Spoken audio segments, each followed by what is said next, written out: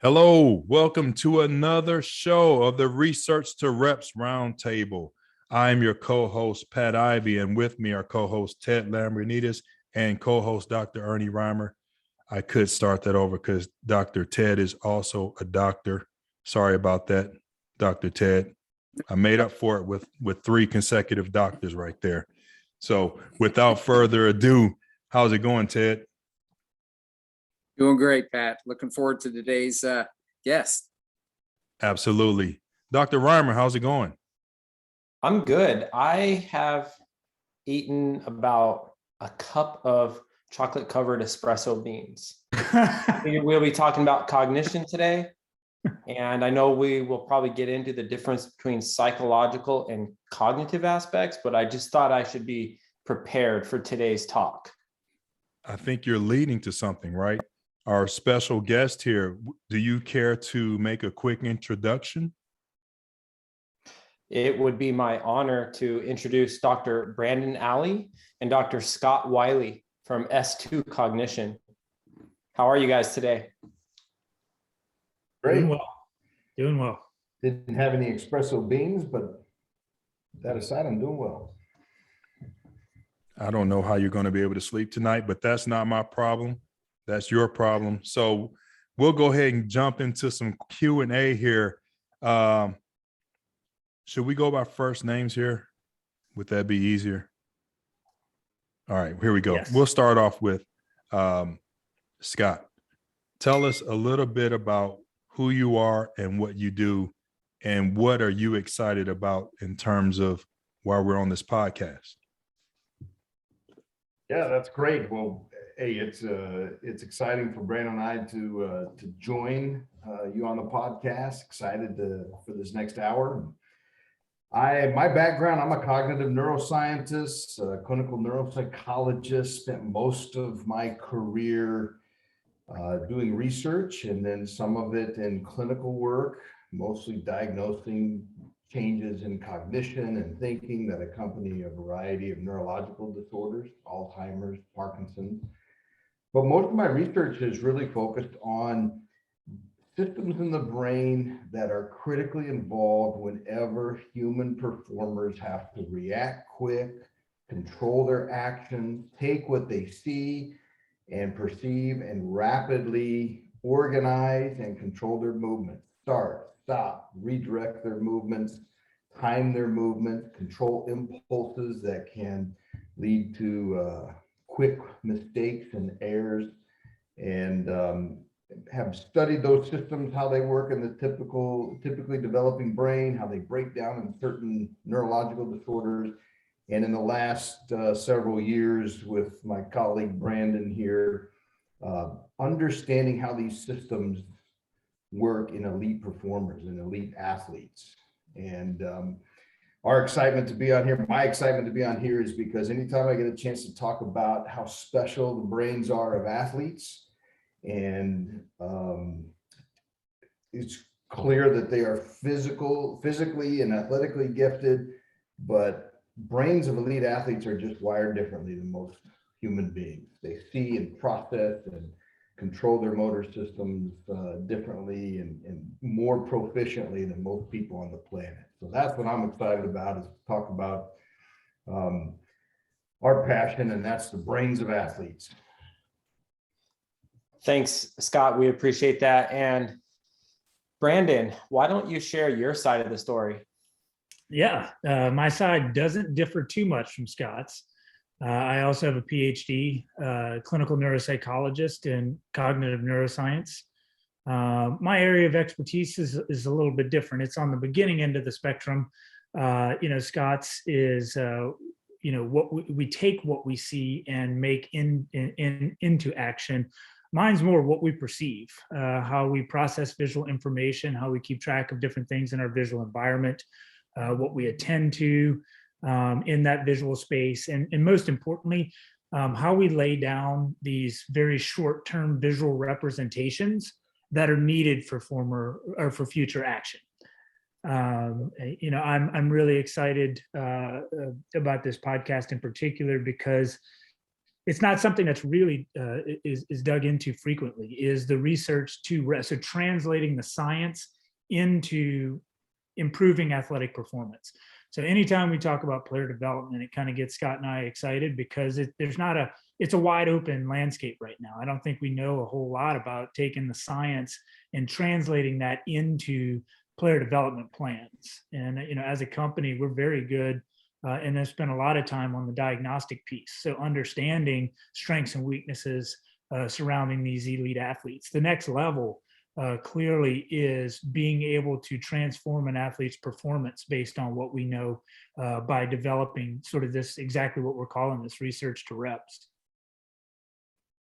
I first came aware of your company several years ago, and I was down at LSU visiting with Tommy Moffitt and Jack Marucci.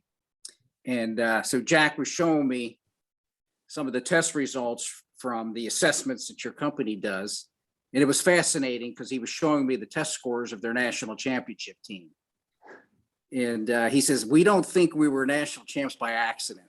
And so could you tell our audience a little bit about, if you are a strength coach at a professional or college team and you come and you do these assessments. And as I said, Jack and Tommy couldn't speak highly enough about you in terms of how that benefited the team. What does the assessments actually entail? Yeah, that's a great question. So as you heard a little bit about Scott and I's background, we sort of put a battery of tests together based on our areas of expertise, and frankly, using cognitive tests or tests from the cognitive sciences together to sort of create a battery to understand an athlete's performance from what we call input to output. So the input being that sort of visual and sensory input, and the output being the motor response to it. And so in football, we actually work in 9 different sports. Each sport has its own separate battery with its a differing number of tests. But in football, we measure 9 separate cognitive systems in the brain, 3 visual, 3 what we call read react, so sort of where you sort of translate what you see into action, and then 3 on the execution control end, sort of the motor control end. And so once you get these data on your players, you can not only start to build out player development plans, but you can utilize players in very specific schemes, in very specific ways, and strategically place guys on the field based on what they can and can't do. And not only is it obviously benefiting your team, but from a coaching perspective, you're getting the maximum out of your athlete, and they're getting put in positions that they can succeed in. And I think, when we start tapping into that sort of psychological piece about a guy feeling really good about what he's doing, I think it makes it, easier on the athlete and easier on the coach. You become a more efficient coach. You can understand why a kid is making mistakes, what he can and can't do. And so the old days of beating your head on the wall, just, why can't he do this? You begin to a little bit understand why he can't do it, and you become creative as a coach. We've learned so much about these college and pro coaches about how creative they are in developing ways around a weakness once you know why they have that weakness. Scott can talk a lot about exactly sort of how we've done that in baseball, which I think the baseball player development strategy is sort of far more advanced than football, simply because baseball has technically one position, it's hitter. And so understanding how to approach the batter's box is very different than 22 guys on the field in a very dynamic environment in which no 2 plays are the same, and you're constantly having to react to new information. Yeah, I would add something to your question about the LSU championship team.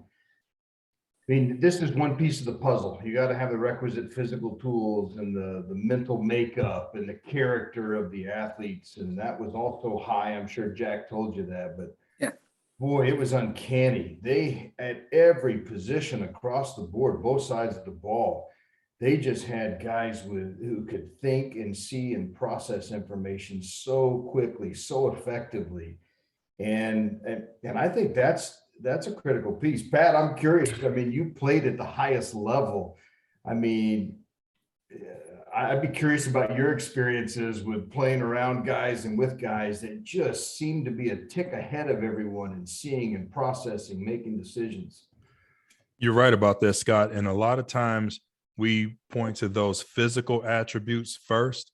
Oh, they're quick, or their 40-yard time, or their agility time, or their vertical jump, or they got to that spot because of maybe it's their horizontal explosion, their standing long jump. A lot of times it's they were able to process information so much faster and anticipate that it looked like they were able to do something with more ease than other athletes. And I've seen it. And it to say, and you're saying that you can actually see that and measure that, to me, that's next level. Yeah, that's next level. I would ask Dr. Ernie Reimer, as a director of sports science, when you're hearing that, what's happening in your mind? Well, to me, what happens is like suddenly this piece cognition becomes this, it's almost this untapped territory from the sports sciences in mainstream sport and in practice, because, you know, I think a lot of times we look at what are like the different key performance indicators or the aspects that contribute to performance. And often we think of the physical, and we start to break the physical down into biomechanics and physiology. We do look at mental health, we look at mental performance, but cognition, I feel, is possibly something that may not be totally mainstream yet. It's a new concept for me. And I think it's still a fairly new concept for the field. Maybe it's fair to say that, and I might lean on Scott or Brandon to second that notion. But to me, it just seems like there's this whole area of opportunity to explore and try to find higher levels of performance at the team level or the individual level with this aspect. It's interesting though, right? Because I think and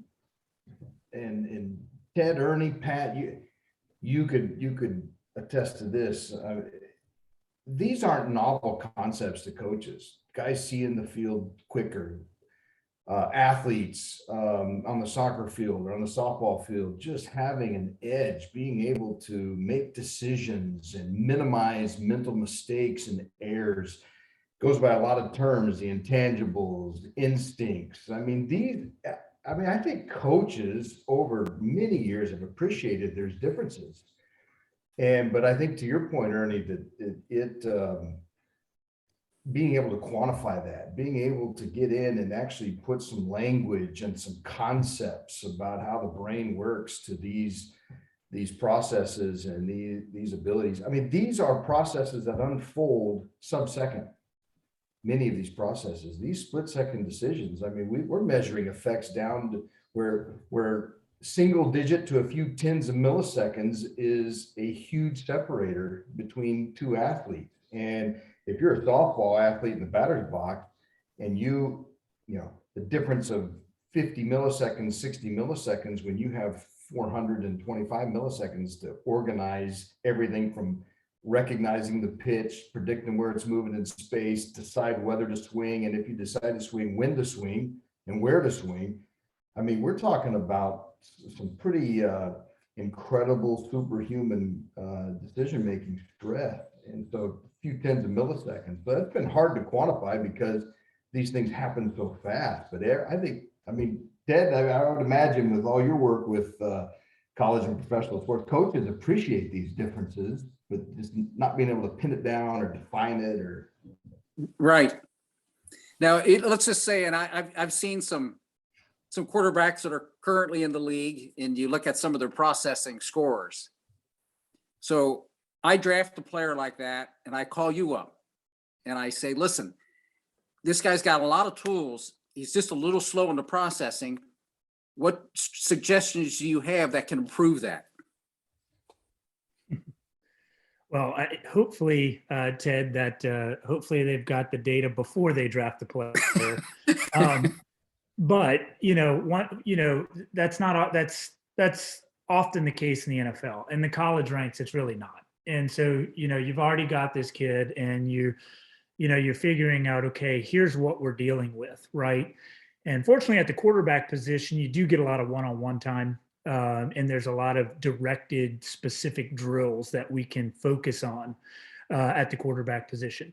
And so it's something that Scott and I grapple with literally daily, designing player development plans for a particular athlete based on what we know about cognition. So, we always laugh with these guys because they say, hey, man, can you come out to practice? And I laugh and I'm like, hey, you don't want the guy with glasses, 155 pounds out on the coaching. That's not my gig, right? But we know how the brain works, right? And we know from a cognitive rehab perspective how we can move the needle in performance sort of in that context. And so one of the things we grapple with is what cognitive processes lend themselves to development and specific drill work, and what cognitive processes don't, right? And so one of the things that I struggle with as a vision guy is, it's really hard to sort of move the needle in visual processing. You're sort of really stable in your visual functioning between 13 and 15 years of age. So by the time you get to college, you have this is the way you are wired. So it's more about coming up with strategies on, if you're a quarterback and you can't track the entire field, so how do we operate in that context? How can we confine our quarterback to specific zones, specific reads that lend themselves to space, all of those sorts of things. On the other end of the spectrum, sort of in Scott's world, we can actually develop very specific player development plans to improve performance for things like motor control. So I think, it's a great question, and one that we grapple with frequently. And we don't want to always get into, we don't want to get into this whole like DNAing an athlete and pigeonholing him very early on. We want those kids to get that opportunity at college and then develop that plan on how to move to the next level. And I think there's a lot of colleges out there that are truly bought into development, right? I mean, you hear about some of these programs that are interested, their guys are only there for 30 months and, they just want the best guy on the field. But really, we've come across a wide range of schools, Louisville being one of them, wanting to maximize the player and their development over a 4-year plan. So as soon as you get them in the door, it's all about, hey, how can we make this guy better? What cognitive skills lend themselves to player development and really moving the needle? And I'm going to throw it over to Scott here, just about the amount of time that we've spent to understand just the approach that goes into moving the needle in cognition, that it's not just this, hey, let's throw everything at them. Hey, let's go on these whack-a-mole boards or these attention iPad apps. It's really doing it very systematically and doing it in the context in which you want that skill to be improved. Yeah, Ted, I would just add something to your question. I think what we hear from coaches a lot is, this takes the guesswork out of understanding the kind of decision skills an athletes bring to the field. And again, back to the point, these things happen so fast. You see the effects of decisions, but you don't know why. And so there's a guess that you're guessing as to why. This is really clear in baseball, where we've done extensive analytics with our Major League Baseball teams and demonstrated that there are different cognitive reasons that contribute to chasing pitches out of the strike zone. And chasing may be a new term, but you want to swing at strikes, pitches in the strike zone. You want to lay off pitches that are outside of the strike zone. The probability of success goes way down on pitches out of the strike zone. With one exception, Vladimir Guerrero Sr., which most of us know. He could hit anything, anywhere, as hard as anyone else. So, but generally speaking, you can chase pitches because you misjudge what pitch it is, which is a visual decision, where it's moving in space, another visual, but you may see it just fine and chase because you have low impulse control. Every pitch out of the hand builds this impulse to swing, and you have a hard time holding back. And understanding what a player's weaknesses are, what their underlying reason is for chasing will lead you down different paths to train. If a player's chasing because of a low motor control, you can do all the visual training you want. It's not going to move the needle. And so understanding the unique wiring and the unique decision-making capabilities of athletes puts you as a coach or a player, knowing yourself, in a position of understanding what your vulnerabilities are and what things you can work on. Pat, how have you seen the game change from your days as a player to now on the coach / administrative side? Have you seen changes in the way that we approach practice and the way we approach player development? I see more ability. I see more willingness to change. I don't know how much change we've seen. I know the NCAA in terms of hours, there's been some restrictions there. There have been some restrictions in the sport of football, collisions, how many times, how many collision practice, how many minutes of, how many days you can, even in spring ball, how many days there can be collisions. So I've seen, I know we have Catapult now, which is helping some of our sports teams be able to practice plan. But I don't know how much has changed. There's warm-ups, you have agilities, individual, group, then offense goes with offense, defense, and then team, and then special teams is in there somewhere, and then the end of practice. So with the sport of football, I don't know how much has changed when it comes to that. I know we have more technology, but I don't know how much of that is filtering to the sport coaches. I know it's getting to the sports performance staff, it's getting to sports medicine, it's getting to sport nutrition. We're starting to have more of these sports science positions, which is amazing because the foundation to everything we're doing is science, but yet the scientist is the last person to the table. That's remarkable. So I think science is going to help us, and the scientists that in these positions are going to continue to bring awareness to what we're doing. So does that answer your question?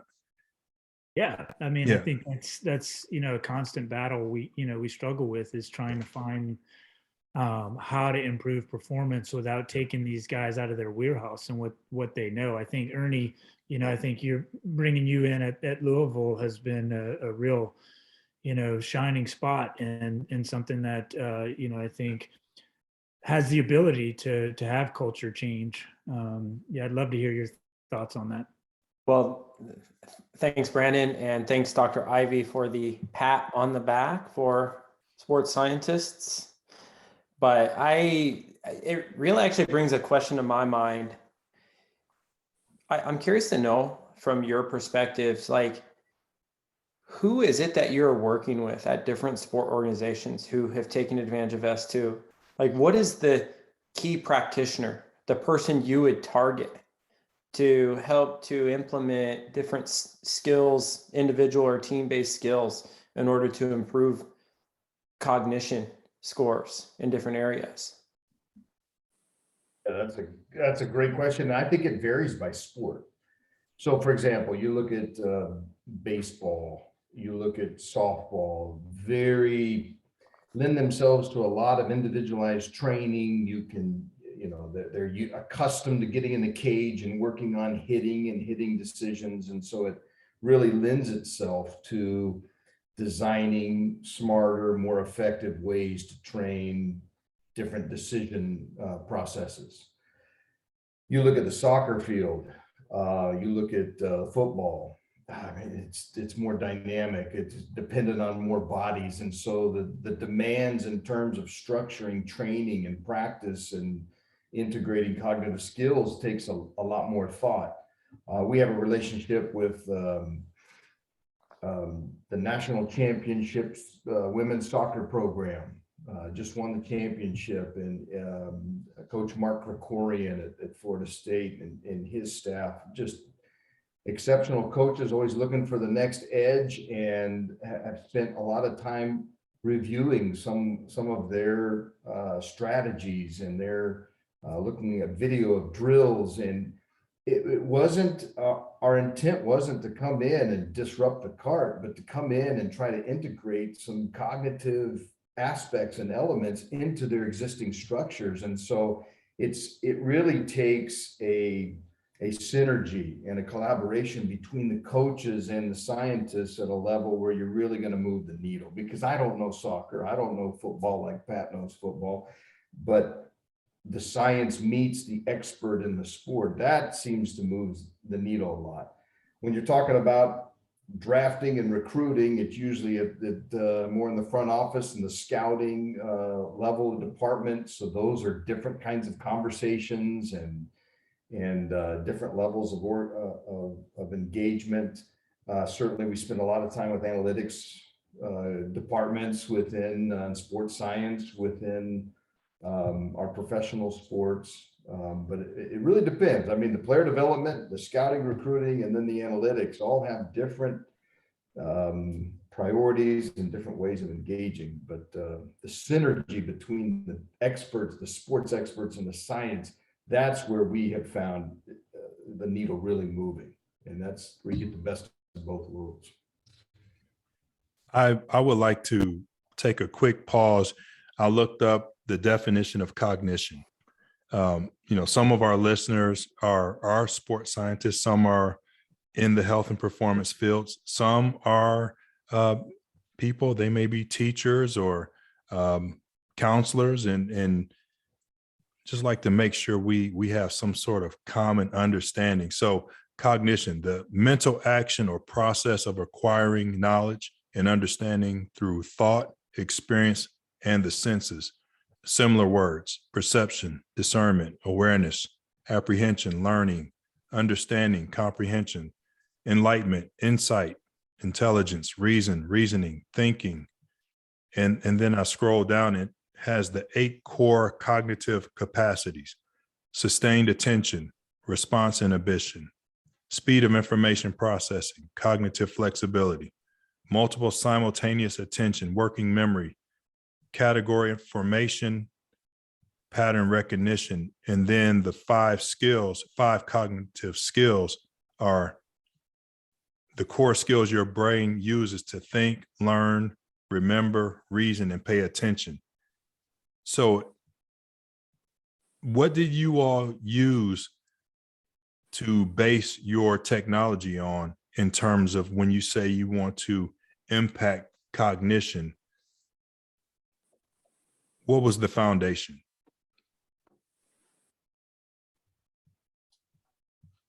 Yeah. So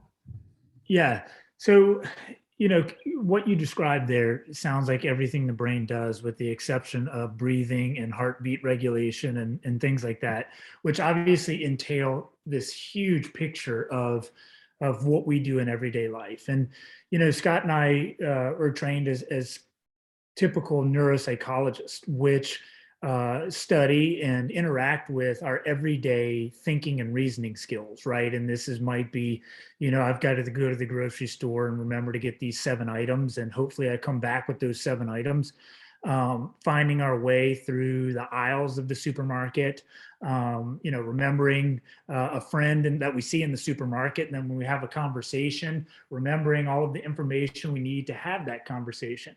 When we talk about cognition and what we really wanted to build the basis of our business on in cognition is really those things that you're not really thinking about, right? It's just the way that we take in information and we act on that information. And like Scott said earlier, all sub-second.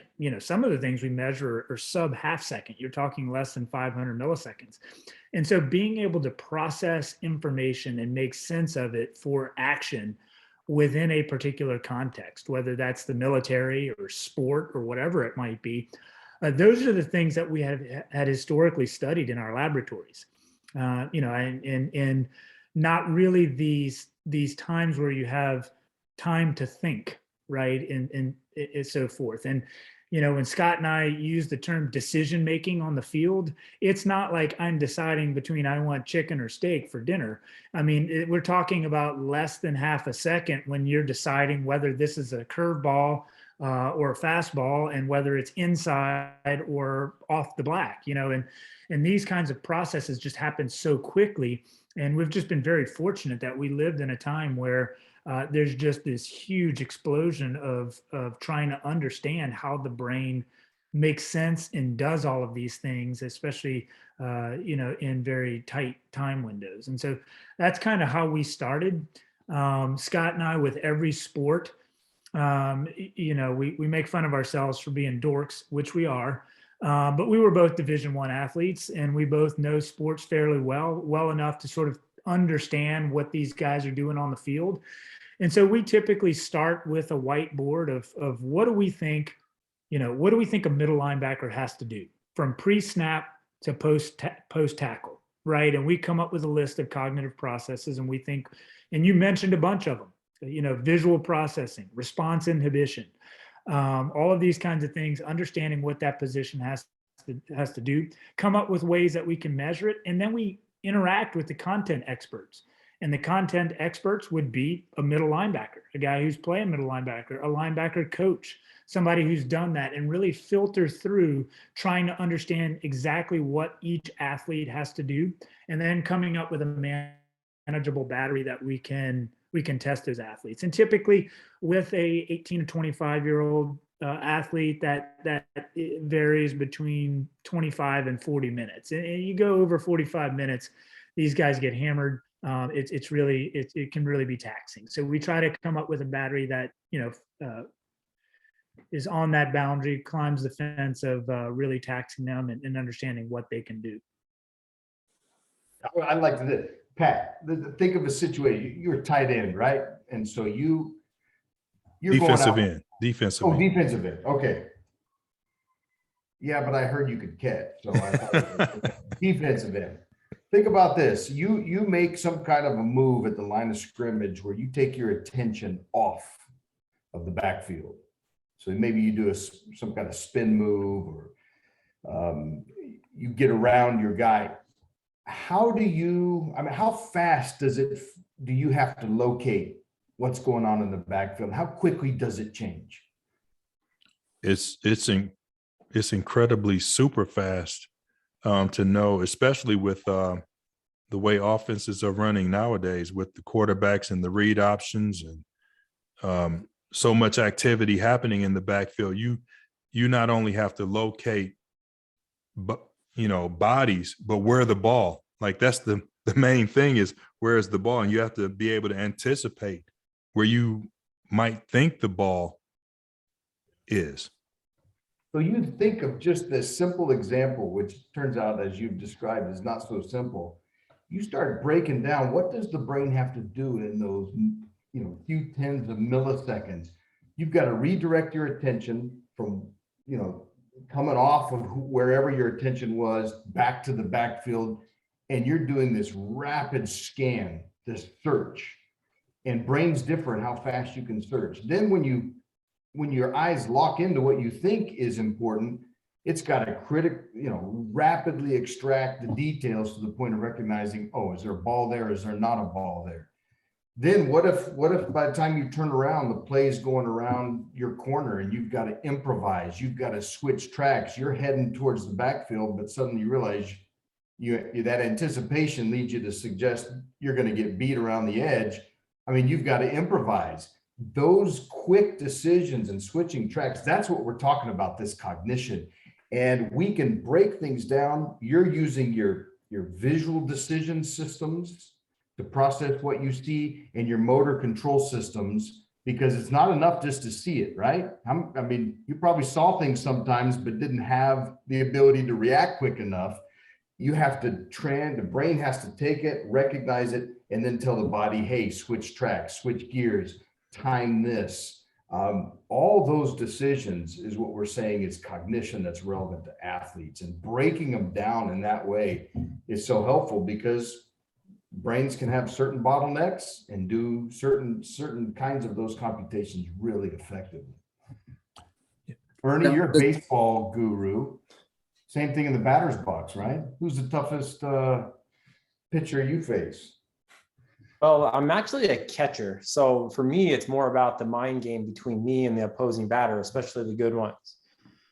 But to be a little bit more concrete here, since you know that I do play baseball still, I'm going to share some real results, yours truly. 2 best results: timing control, 77th percentile, distraction control, 67th percentile. 2 lowest results: impulse control, 28th percentile, stopping control, 28th percentile. So I'm a player, you're you. What type of feedback would you have for me based on the information I just shared and our audience? Yeah, you're thinking about a hitter. We'll take it from the hitting perspective, because catching has the advantage of at least knowing generally what pitch and where it's going to end up. Now, you can always get crossed up, and that engages some more demanding cognitive decisions. But as a hitter, you said you're really good at timing. We're talking about, we usually think of hitters in terms of a couple aspects of timing. There's this dance between the pitcher and the hitter where you've got to get to that good hitting position on time, in sync with the pitcher's wind up cadence, tempo. And some pitchers vary their tempo. You think of Johnny Cueto, if you're familiar. He pauses, he hesitates. Sometimes he goes over the head with his hands. Sometimes he doesn't. I mean, everything to jack up that kind of getting in sync with the anticipated release of the ball. That's one kind of timing system in the brain. The other is what we call coincident or interceptive timing. And that's when the ball's in flight and you've got to make that decision. When do I start the swing to maximize contact? And that type of timing it involves a different neural circuitry and a different system. And so what this tells me is that you're probably really good at making millisecond adjustments to achieve contact. You know when to swing, when the pitcher's mixing velocities. Someone with low timing control, they're probably getting fooled a lot more. They may struggle, fastball after an off speed or vice versa in certain directions. Now your impulse control and your inhibition, unfortunately, I do know your general age, and you're at an age where those things start to become less proficient anyway. Unfortunately, they're the last to develop and the first to start to decline in human development. But what that tells me is that sometimes you're going to bite on things, you're going to go after things probably more aggressively and have a hard time laying off certain things. And when you do decide to stop, so you see a pitch, you've got to make that stopping decision a little bit earlier in the ball's flight than someone who has really good stopping control. You think of someone who can stop on a dime cognitively. There's also a mechanical piece, but cognitively, they can afford to let the ball travel further before they make that decision to stop and shut down. So there's some really important connections between these cognitive systems and the kinds of decisions that you're challenged with on the field. So you brought up some interesting points here. I mean, in some ways, I think about like the sensitivity around body composition reporting, right? Like, to what extent do you have to be sensitive when you're providing feedback to athletes about their reports, especially high-level athletes? Yeah, it's a great question. I think you always want to be sensitive when you're talking about a human being. And so that's where our work historically in neuropsychology, clinical neuropsychology, we've had Brandon smiles because he knows we've had to tell a lot of people that they're at the early stages of Alzheimer's or Parkinson's, and there's some cognitive changes that are real. And so these are pretty big issues for an elite athlete. It's if I show any sign of weakness or I'm concerned about a weakness, that can wreak havoc as well. I think though, it's fun to know the things we do well, but if you talk to enough elite athletes, they're hungry for understanding their weaknesses, their vulnerabilities, the things they need to improve. And that's kind of the angle we take is, hey, look, it's just human nature. If you ranked every NFL quarterback in terms of their foot speed, somebody is going to be at the first percentile because you're using NFL quarterbacks as your benchmark, as your reference group. That doesn't mean they're not good enough to be an NFL quarterback. It just means that facet of performance is at the low percentile. So I think helping athletes understand that, look, human brains are very varied and everyone's wired a little differently. You're going to have strengths, you're going to have lower areas. Understanding who you are and who you aren't is an important step in becoming good at just about anything. Sports for sure, but you want to be successful in life, you got to confront and face the things that you may struggle with or may expose vulnerabilities, especially as the level of competition increases. So I don't know, Pat, you're the sports performance psychologist. How do you deliver the tough news like that? Well, He tells them to go to the transfer portal. the transfer portal is real, and that is an out for people, for a lot of athletes. It is definitely growing.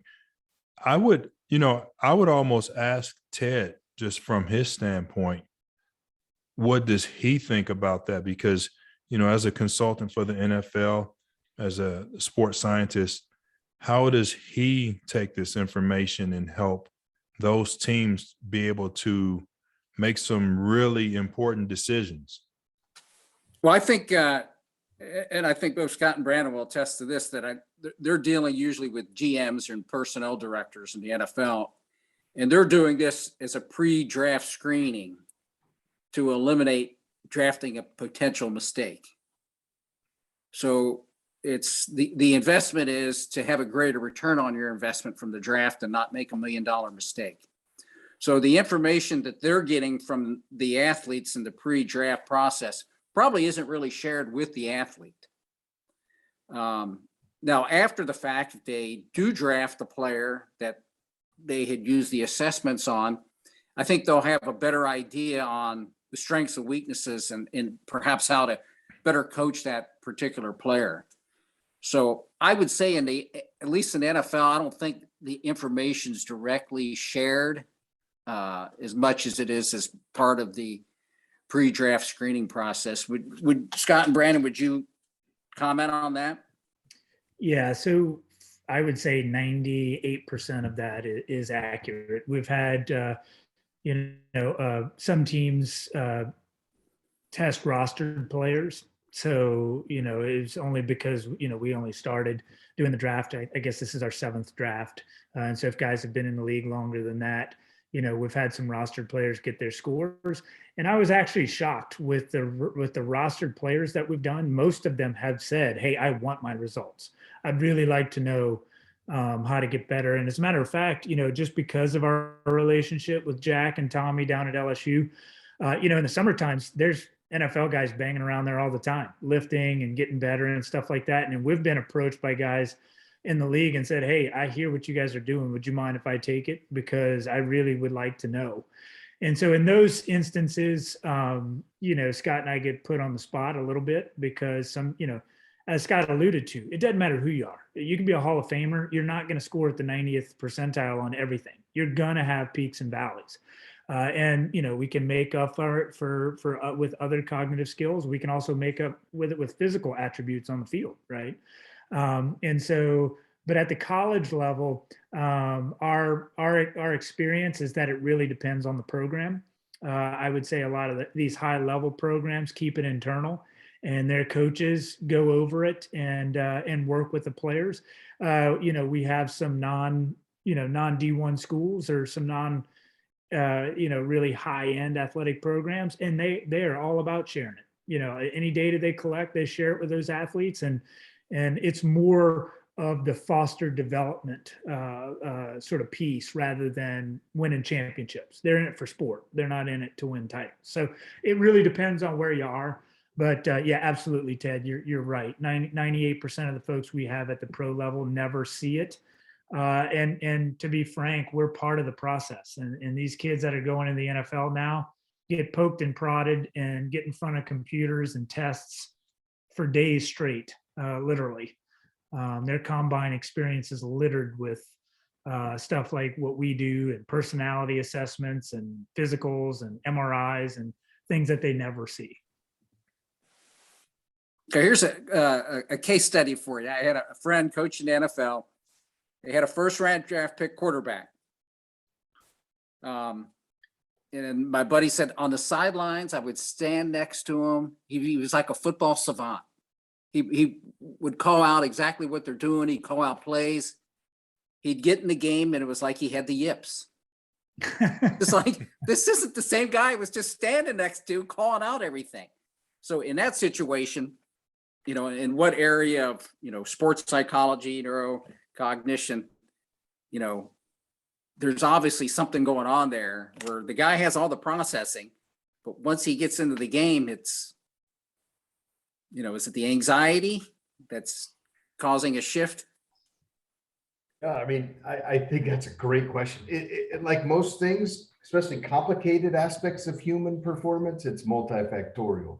No question, there is a psychological, there probably is a psychological component, whether it's anxiety or the pressure that can just be paralyzing to execution. The other thing is, I think it's important to differentiate, and this is where we've had a lot of positive feedback. It's important to differentiate head knowledge from execution capability. And so just because you know the plays and you understand what to do, that's one aspect of what the brain's doing. That's a very different set of systems that are actually executing on that and processing things fast and converting that into action choices and decisions and dealing with the pressure, the chaos, the dynamics of performance. So we hear this a lot. Yeah, they know everything. They got it up here in their head. But when you put them on the field and they've got to coordinate that and execute in action decisions and choices, that's because those may be the aspects of cognition that they struggle with. They may have good IQ. This is one of the reasons why there's a lot of dissatisfaction with just using global IQ measures, because they're probably helpful in understanding a player's ability to understand and comprehend complex aspects of a playbook and understanding the concepts and the schemes, but that's only one level. The level of performing and implementing that into real-time performance, man, that's just a different beast. So it's probably both psychological and you're measuring a different set of cognitive skills when you're actually cross the white lines on the field. Yeah, that's a great observation though. And most likely it's probably both. So I think it could be really scary and awesome at the same time if we ever join forces with our sport, athletics, hospital system, special armed forces, government, and we really put all of our minds together and the resources behind that. I think what we could accomplish could be pretty awesome. Because I think cognition has been studied probably in certain areas more than others. Could the hospitals and medical learn more about the brain through cognition training and this technology? Special forces and the decisions that have to be made by people on the front lines. Could we be better in producing better military people or people on the front or first responders, whatever it may be? Athletics, could we be better? Could we be producing better students and athletes and know something more about how the brain functions after sport? If we all put everything together, I think whoever figures that out first and can be leaders, or it can at least be leaders in doing that, are going to make a mark and people are going to try to follow behind what they do. So, in your opinion, Brandon and Scott, how close are we to that, or are we moving in that direction? I think some days I think we're definitely moving in that direction. I think some days it feels like we're making a ton of progress. Moments like this where we get to have a round table and share our thoughts and really sort of join forces. It does. I think for me, being in the NFL for the last 7 years, I do feel like the last 2 years have a little bit different flavor. There are now team clinicians that are coming in addition to sports scientists. And these team clinicians tend to be PhDs that are classically trained psychologists, but they're either ex-athletes or ex-military, and are forced in these situations where these organizations are asking the exact question you're saying. Like, there's got to be something out there. And having the dialogues between, Ted brought up a great point. It's the overlay. You talk about a first responder, you talk about military, or let's be completely transparent. Let's talk about law enforcement, right? We can train all day long and we can understand the cognition, but you won't actually know how somebody's going to respond until they're in that moment, until somebody has pulled a gun on that officer. It's understanding the psychological interplay with all of that and the cognition in the split second. I feel like we're light years away, but we're starting to have the discussions. We're understanding it from a science perspective, and we're starting to put together the pieces of what we need to do and how we need to interact with these athletes and in military and law enforcement. Obviously, that's the first step. But also, on the other side of that, what I see is exactly what you were talking about. I mean, Scott and I feel like we're making a difference in sports all the time. But your comments, like, I go out to football practice and it's the same as it was in 1990. There's still a little of that, right? We're still competing sometimes against the notion that, hey, I've been doing this for 30 years and it works. I'm going to keep doing it, right? And so that kind of prevents this step forward like you're asking for. But on the flip side of that, we see these young head coaches at the college level, these young coordinators and front office guys in the NFL who are like, hang on, no. We need to make a difference. We need to bring in people into the building that have a lot of background, a lot of knowledge. And I think probably the most important thing that's really not in conversation here today is what you just said. What happens when we're no longer athletes? What happens after the fact? Both from a brain health perspective, I was very fortunate that I was at ground zero when they discovered CTE in Boston, when I was at Boston University, to also the psychological component of identity crisis. If I identified as this elite athlete for 25 of the 30 years I've been on this planet, and now I'm not. So what happens from a psychological perspective? I think those questions are just now starting to get addressed, and we're in a really good time to be at the front end of that, at the beginnings of that. I would just add to that. I think a key aspect of moving this forward is having a translator and somebody who can bring the coaches with the scientists together, because everyone's busy. Every coach we ever talk to says, I don't have enough time in the day to do the basic things to get my team ready for the season. I mean, everyone's time constrained, but in baseball, it was bringing on staff that could connect the player development with the scouting.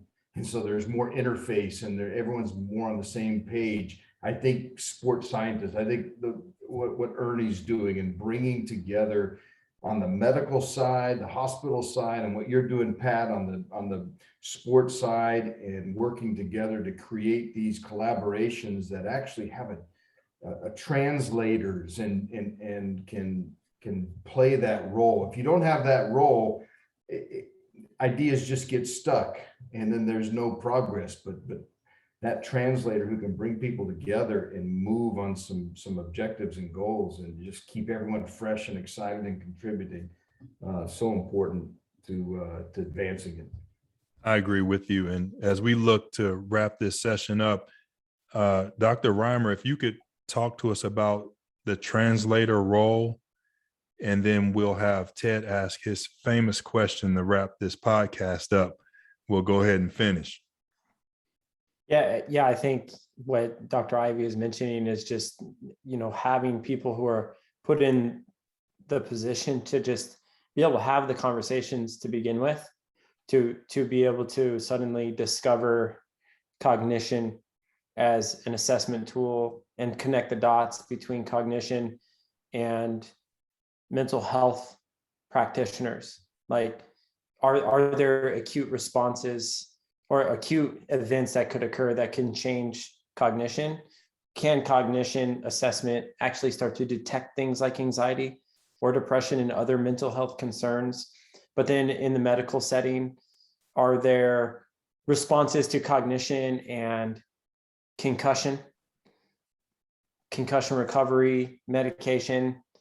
And then on the performance side, I think Brandon kind of touched upon this in my question earlier too, is how can this element of cognition fit into the performance side of things, and who actually is the practitioner?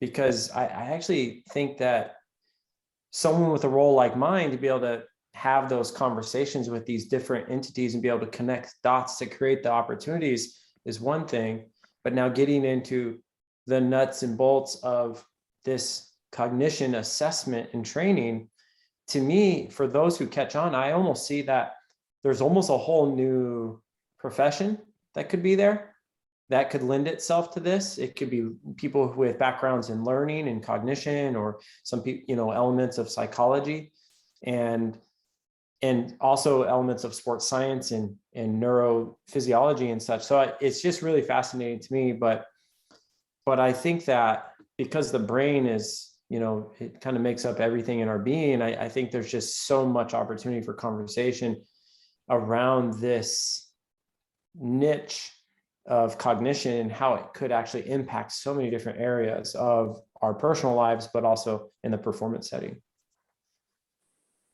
Excellent. Ted? Okay, well, we're going to ask Brandon and Scott, any reading materials you would recommend for our listeners? Reading materials. All right. A recommended book or... Yes. There's a lot of good stuff out there right now. We kind of lit a fire under me initially when Scott and I were first sort of getting this underway, was the Sports Gene. I thought was really fascinating and actually touched on some perception and cognition in sport, particularly with high-level volleyball players, and some really interesting concepts there. Lately, I've been reading Dr. Dan Labey and Greg Applebaum's vision training in sport, which is really cool because these are two guys that have been doing it a really long time and are interested in pushing the needle in vision training in sport, and freely admit that it's difficult and the literature is mixed. So really following sort of that line of thought has been fascinating to me. Yeah, I'm afraid I don't have any really academic recommendations like Brandon does. I am either reading books for my 8-year-old or I'm reading guilty pleasure spy novels. So if you want to know stuff, Clancy, Jack Reacher, those kinds of things, I can make some recommendations. Or if you've got an 8-year-old, I can recommend several books, and I can actually recommend you not read several books. What is a character in one of those Clancy books that may have just really, really high level cognitive abilities? Yeah, you know what? I think that's what's really interesting to me. Wow, that's one of my guilty pleasures is I like authors who paint a protagonist into just these high pressure, intense, how in the world are they going to get out of this situation scenarios, and then exit those creatively. A little bit of luck, but a little bit of ingenuity. So I don't like the obvious ones, but I like a little bit of, gosh, I didn't see that happening. And it just, maybe that's just because I appreciate that those situations, just the psychological weight of those and the cognitive demands in the moment when things are on the line. So we better stop right there because I can see in Scott's eyes that he's ready. That's another podcast. So we'll put you down and we can talk about novels and characters and the cognition abilities of those characters, get into the psychology. It's been a pleasure, Brandon, Scott, Ted, Ernie. Thank you all so much. This has been a really good show. I know our listeners and viewers are going to enjoy it. So thank you very much. We really appreciate you. Have a good evening. Thanks for having us. guys. This was a blast. Yeah, thanks for having us.